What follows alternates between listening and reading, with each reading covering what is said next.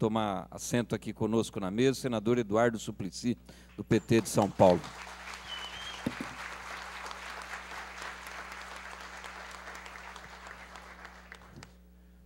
Professor Luiz, só antes do senhor utilizar o microfone, eu queria anunciar rapidamente a presença do jornalista Audálio Dantas, ex-presidente do Sindicato Jornalista, grande lutador da Associação Brasileira de Imprensa também. Obrigado pela presença, Audálio.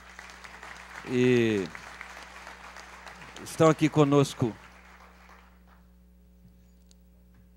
Ednilson Porto, da Comunidade para o Desenvolvimento Humano, Marcelo Zelic, do Grupo Tortura Nunca Mais São Paulo, Ana Frank, Ateliê da Mulher, ela é presidente, Maíra Begali e o Tiago, vice-diretor da UCIP Veredas, Fábio França, assessor do vereador Edgar Nóbrega, do PT de São Caetano, o Vandré Fernandes, da área de comunicação do PCdoB, o Paulo Diniz, assessor do vereador Jamil Murad, do PCdoB aqui da capital, a Lúcia Rodrigues, do Movimento Sindicato é para Lutar, oposição à diretoria do Sindicato de Jornalistas, o Bruno Cardoso, assessor do deputado Ivan Valente, o Marcelo Marques, do For Linux, o João Armindo, da Cadesc, entidade lá da cidade de Tiradentes, a Vanessa de Jesus, da Meta Reciclagem, a Miriam Rez, da Rede Grumim de Mulheres Indígenas, o Gabriel Martins Souza, da Associação Chico Mendes, Projeto Casa Brasil, Pedro Guedes, da Associação de Moradores Vila da Paz, o Rodolfo Valentim Machado, do DataPrev, a Beate Biriçá, o Wilker Sanches e o Raul Luiz, do Coletivo Digital, e o Pedro Ekman, do Intervozes. Daqui a pouco eu continuo falando das outras entidades que estão aqui. Professor Luiz, com a palavra. Muito obrigado, deputado. Bom, primeiramente, gostaria de parabenizar aí os organizadores desse ato por conseguir reunir tantas pessoas interessadas com um tema que é tão importante aqui hoje nessa Assembleia. E agradecer os deputados e senadores presentes, deputadas. E, bom, eu quero fazer uma intervenção bem rápida, até porque eu sou advogado, normalmente a gente costuma ser extremamente chato quando a gente vai apontar questões técnicas em qualquer assunto. Então, eu gostaria de fazer duas abordagens. Uma primeira bem rápida, falando de alguns pontos técnicos desse projeto, e uma segunda abordagem que é um pouco mais política, a respeito do que está acontecendo. Então, no que diz respeito a essa abordagem mais técnica, o Sérgio Amadeu expôs aí alguns artigos que são problemáticos, e eu vou até pensar algumas das coisas que ele falou para falar por que tecnicamente existem problemas nesse projeto. Quando o Sérgio Amadeu colocou ali, por exemplo, a questão do dispositivo de comunicação, e a gente viu que ali cabe praticamente qualquer coisa, que a gente tem que ter em mente que essa lei é uma lei que está tratando de questões criminais, e ela tem redações muito amplas, onde a gente consegue inserir ou imaginar um monte de condutas que acabam sendo abrigadas por aquela redação. Ela tem uma abrangência, além de ampla, incerta. A gente não sabe exatamente o que quer dizer aquele artigo. A gente não sabe o que ele quer punir, o que ele quer criminalizar. E o que acontece quando a gente faz isso? Se a gente está falando de uma norma moral, de uma norma civil, o problema não é tão grande, porque os bens que o direito civil e uma regra moral atingem não são tão importantes. Qual o bem que o direito penal atinge? A nossa liberdade, a nossa privacidade, no caso de uma investigação.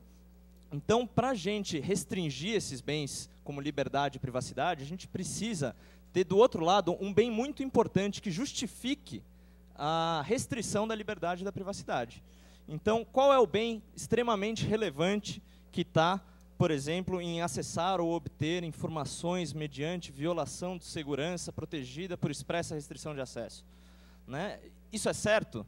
Não, isso cabe qualquer coisa. E por qualquer coisa a gente pode ter a nossa liberdade cerceada ou a nossa privacidade invadida sob a justificativa de uma investigação que seja necessária. Ou seja, são artigos extremamente amplos para cuidar de uma questão que é o direito penal, que só deve ser usado o direito penal em última instância. A gente aprende no direito que o direito penal é a última ratio. Quando tudo mais deu errado, aí o direito penal tem que intervir. Porque aí ele vai cuidar, ele vai intervir na nossa liberdade. Então, o direito penal é uma questão extremamente delicada e não deveria estar sendo usado para tratar das questões que esse projeto se propõe a tratar. Um outro ponto técnico, e que é muito importante que seja realçado, porque às vezes passa desapercebido, é que as penas que esse projeto procura trazer, elas são extremamente altas. E isso tem um dado bem objetivo para dizer se a pena é alta ou não. A lei dos juizados especiais criminais, que é a mesma dos juizados de pequenas causas civil que a gente conhece, ela diz que é crime de menor potencial ofensivo aquele que a pena máxima é menor do que 2 anos. E aqui a gente tem o artigo 285A, como o Sérgio mostrou, e vários outros com penas de 1 a 3 anos. E o que acontece quando as penas são extremamente altas ou são maiores, fogem dessa lei dos juizados de pequenas causas, que apontam como crimes de menor potencial ofensivo aqueles que têm pena máxima menor de 2 anos. A gente impossibilita qualquer possibilidade, por exemplo, de transação penal ou de dar penas alternativas para aqueles que infringem a lei.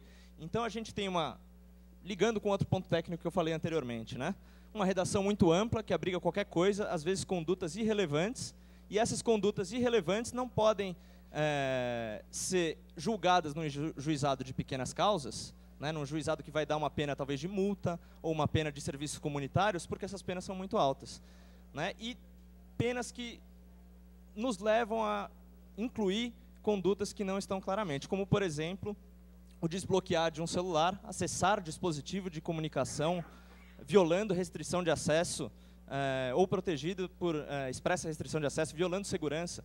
Né? Será que acessar um celular que está bloqueado, por exemplo, para usar em uma outra operadora, desbloquear um software para que ele funcione com outro computador, para que ele funcione com outra companhia de celular, será que isso, se é para ser crime, deveria ser um crime considerado de grande potencial ofensivo? Então, são 2 problemas técnicos. Qual que é o problema nesse momento? É que no estágio de tramitação do projeto, a gente não pode mais mudar a lei. Então, ou a gente exclui esses artigos, ou a gente aprova eles como estão. Então, é uma questão para se pensar, porque realmente é extremamente grave se a gente mantiver as coisas como elas estão redigidas. Um outro ponto técnico que eu gostaria de ressaltar é o que diz respeito ao código malicioso, e o Sérgio não falou dele. Aqui tem um artigo que diz o seguinte, mais ou menos, eu não estou com ele impresso aqui, mas ele diz: inserir ou difundir código malicioso que venha a dificultar, deteriorar ou alterar o funcionamento de um dispositivo de comunicação, que é qualquer coisa, como a gente já viu, um sistema informatizado, que também tem uma redação extremamente abrangente, e aí a gente pode incluir tanto software como site, ou rede de computadores. Né? Reparem, e aí tem a definição de código malicioso, que também a gente é extremamente ampla. Então, o que é um código malicioso? Se eu inserir um software que, por exemplo, desbloqueie, ou que desbloqueie um DVD, por exemplo, para que eu possa assistir qualquer filme de outra região, como fez aquele garoto de DVD John, né? De... Quantos anos ele tinha, Sérgio? 16, 14 anos. 14, 16, a polêmica aqui, mas... enfim, uma conduta extremamente simples. Será que ela estaria brigada aqui? A gente pode interpretar que sim.